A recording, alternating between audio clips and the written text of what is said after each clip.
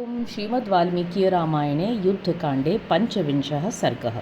रावण का शुक और सारण को गुप्त रूप से वानर सेना में भेजना, विभीषण द्वारा उनका पकड़ा जाना, श्री राम की कृपा से छुटकारा पाना तथा श्री राम का संदेश लेकर लंका में लौटकर उनका रावण को समझाना। सबले सागरम तीर्णे रामे दशरथात्मजे अमात्यो रावण श्रीमान ब्रवीच्छुक सारणो। दशरथ नंदन भगवान श्री राम जब सेना सहित समुद्र पार कर चुके, तब श्रीमान रावण ने अपने दोनों मंत्री शुक और सारण से फिर कहा, समग्रम सागरम तीर्णम दुस्तरम वानरम बलम अभूतपूर्वम रामेण सागरे सेतुबंधनम। यद्यपि समुद्र को पार करना अत्यंत कठिन था, तो भी सारी वानर सेना इसे लांघ कर इस पार चली आई। राम के द्वारा सागर पर सेतु का बांधे जाना अद्भुत कार्य है, अभूतपूर्व कार्य है। सागरे सेतु बंधं तम न शक्याम कथंचन अवश्यम चापि संख्येयम तन्मया वानरम बलम। लोगों के मुंह से सुनने पर भी मुझे किसी तरह विश्वास नहीं होता कि समुद्र पर पुल बांधा गया होगा। वानर सेना कितनी है, इसका ज्ञान मुझे अवश्य प्राप्त करना चाहिए। भवन्तौ वानरं सैन्यं प्रविश्यानुपलक्षितौ परिमाणं च वीर्यं च ये च मुख्या प्लवंगमाः प्रमन्त्रिणो ये च रामस्य सुग्रीवस्य च सम्मताः ये पूर्वम् अभिवर्तन्ते ये च शूराः प्लवंगमाः स च सेतुर्यथा बद्धः सागरे सलिलार्णवे निवेशं च यथा तेषां वानराणां महात्मनां रामस्य व्यवसायं च वीर्यं प्रहरणानि च लक्ष्मणस्य च वीरस्य तत्त्वतो ज्ञातुमर्हयः कश्च सेनापतिस्तेषां वानराणां महात्मनां तच्च ज्ञात्वा यथा तत्त्वं शीघ्रमागन्तुमर्हयः। तुम लोग इस तरह वानर सेना में प्रवेश करो कि तुम्हें कोई पहचान न सके। वहाँ जाकर ये पता लगाओ कि वानरों की संख्या कितनी है, उनकी शक्ति कैसी है, उनमें मुख्य मुख्य वानर कौन कौन से हैं, श्री राम और सुग्रीव के अनुकूल मंत्री कौन कौन हैं, कौन कौन शूरवीर वानर सेना के आगे रहते हैं, अगाध जलराशि से भरे हुए समुद्र में पुल किस तरह बांधा गया, महामनस्वी वानरों की छावनी कैसे पड़ी है, श्री राम और वीर लक्ष्मण का निश्चय क्या है, वे क्या करना चाहते हैं, उनके बल पराक्रम कैसे हैं, उन दोनों के पास कौन कौन से अस्त्र शस्त्र हैं और उन महामना वानरों का प्रधान सेनापति कौन है। इन सब बातों का तुम लोग ठीक ठीक जानकारी प्राप्त करो और सबका यथार्थ ज्ञान हो जाने पर शीघ्र लौट आओ। इति प्रति समादिष्टौ राक्षसौ शुकसारणौ हरिरूपधरौ वीरो प्रविष्टौ वानरं बलम। ऐसा आदेश पाकर दोनों वीर राक्षस शुक और सारण वानर रूप धारण करके उस वानरी सेना में घुस गए। ततस्तद्वानरं सैन्यं चिन्त्यं लोमहर्षणं संख्यातुं नाध्यगच्छेतां तदास्तौ शुकसारणौ। वानरों की वह सेना कितनी है, ये गिनना तो दूर रहा, मन में उसका अंदाज़ा लगाना भी असंभव था। उस अपार सेना को देखकर रोंगटे खड़े हो जाते थे। उस समय शुक और सारण किसी तरह भी उसकी गणना नहीं कर सके। तत्स्थितं पर्वताग्रेषु निर्झरेषु गुहासु च समुद्रस्य च तीरेषु वनेषु पवनेषु च तरमाणं च तीर्णं च तर्तुकामं च सर्वशः। वह सेना पर्वत के शिखरों पर, झरनों के आसपास, गुफाओं में, समुद्र के किनारे तथा वनों और उपवनों में भी फैली हुई थी। उसका कुछ भाग समुद्र पार कर रहा था, कुछ पार कर चुका था और कुछ सब प्रकार से समुद्र को पार करने की तैयारी में लगा था। निविष्टम निविश्चैव भीमनादम महाबलम तद्बलार्णव मक्षोभ्यम ददृशाते निशाचरौ। भयंकर कोलाहल करने वाली वह विशाल सेना कुछ स्थानों पर छावनी डाल चुकी थी और कुछ जगहों पर डालती जा रही थी। दोनों निशाचरों ने देखा वह वानर वाहिनी समुद्र के समान अक्षोभ्य थी। तौ ददर्श महातेजाः प्रतिच्छन्नौ विभीषणः आचचक्षे च स रामाय गृहीत्वा शुकसारणौ।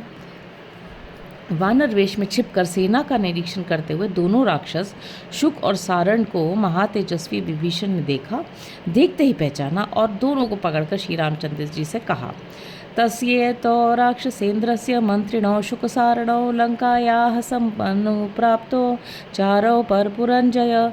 शत्रु नगरी पर विजय पाने वाले नरेश्वर, ये दोनों लंका से आए हुए गुप्तचर एवं राक्षस राज रावण के मंत्री शुक और सारण हैं।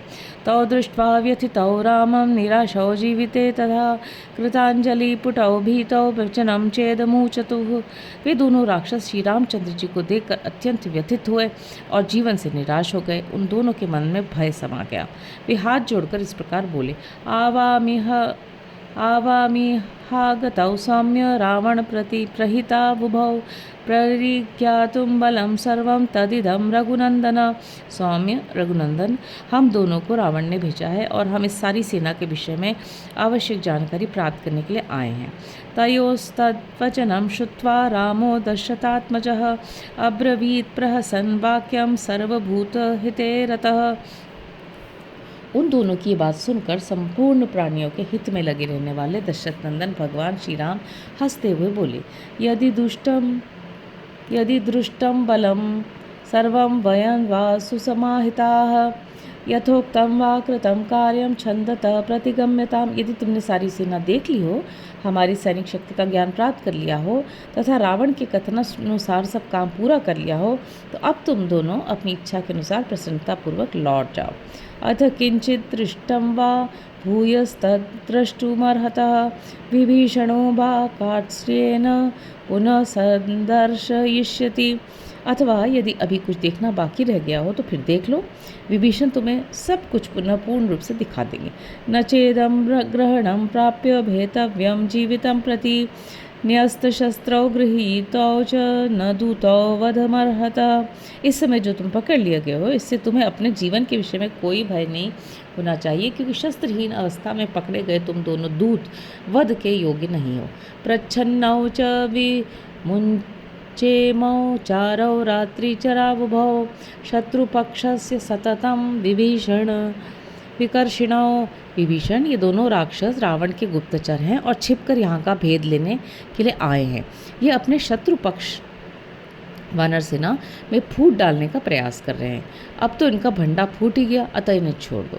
प्रविश्य महतीं लंकां भवद्भ्यां धनुदानुजः वक्तव्यो रक्षसां राजा यथोक्तं वचनं मम। शुक और सारण, जब तुम दोनों लंका में पहुँचो तब कुबेर के छोटे भाई राक्षस राज रावण को मेरी ओर से यह संदेश सुना देना। यद्बलं त्वं समाश्रित्य सीतां मे हृतवानसि तद्दर्शय यथा कामं ससैन्यश्च सबान्धवः।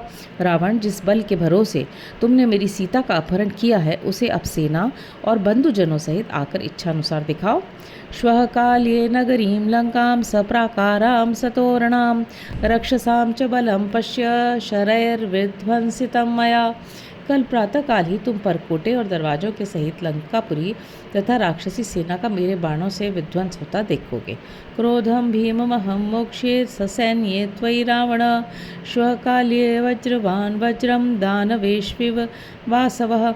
रावण, जैसे वज्रधारी इंद्र दानवों पर अपना वज्र छोड़ते हैं, उसी प्रकार मैं कल सवेरे ही सेना सहित तुम पर भयंकर क्रोध छोड़ूंगा।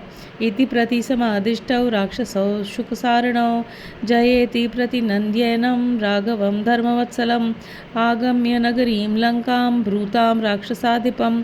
भगवान श्री राम का यह संदेश पाकर दोनों राक्षस शुक और सारण धर्मवत्सल श्री रघुनाथ जी का आपकी जय हो, आप चिरंजीवी हो इत्यादि वचनों द्वारा अभिनंदन करके लंकापुरी आकर राक्षस राज से बोले।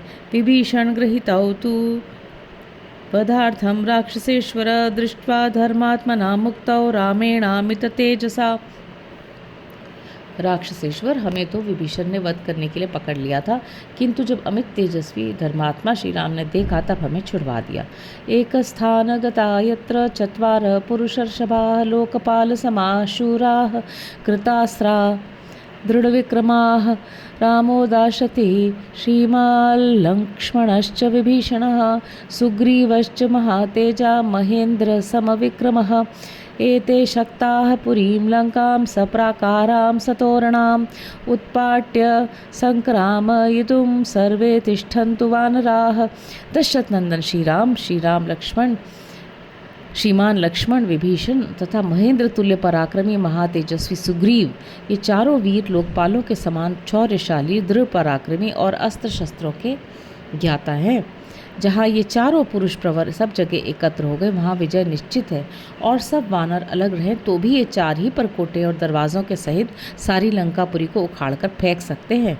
यादृशं तद्धि रामस्य रूपं प्रहरणानि च वदिष्यति पुरीं लंकाम एकस्तिष्ठन्तु ते त्रयः। श्री रामचंद्र जी का जैसा रूप है और जैसे उनके अस्त्र शस्त्र हैं, उससे तो यही मालूम होता है कि वे अकेले ही सारी लंकापुरी का वध कर डालेंगे, भले ही वे बाकी तीन वीर भी बैठे ही रहे।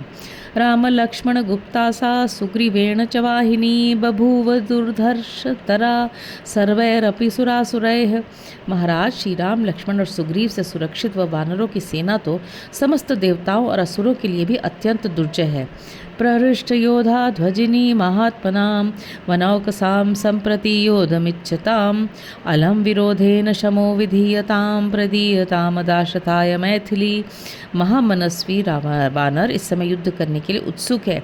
उनकी सेना के सभी वीर योद्धा बड़े प्रसन्न हैं, अतः उनके साथ विरोध करने से आपको कोई लाभ नहीं होगा। इसलिए संधि कर लीजिए और श्री रामचंद्र जी की सेवा में सीता को लौटा दीजिए।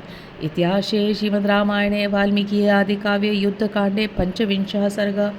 इस प्रकार श्री वाल्मीकि निर्मित आर्ष रामायण आदि काव्य के युद्ध कांड में 25वां सर्ग पूरा हुआ। हरि ओम।